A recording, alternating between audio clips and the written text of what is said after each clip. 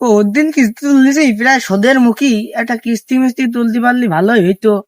বহুত দিন আমার কিস্তি মিস্তি দেয় না স্যার, টাকা মাখা দিতে পারি না ঠিক মতন, বাড়ি বউটাও নেই, কি আর করবো।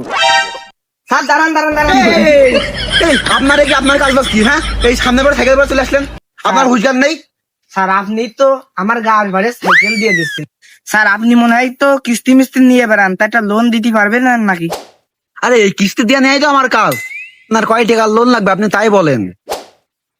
আমার তো নেওয়ার দরকার ছিল 1 কোটি খানিক, তো ও নিয়ে তো আমার চালানোর কোনো সামর্থ্য নেই, তাক 1050 দিলেই অতি আপাতত হইতো।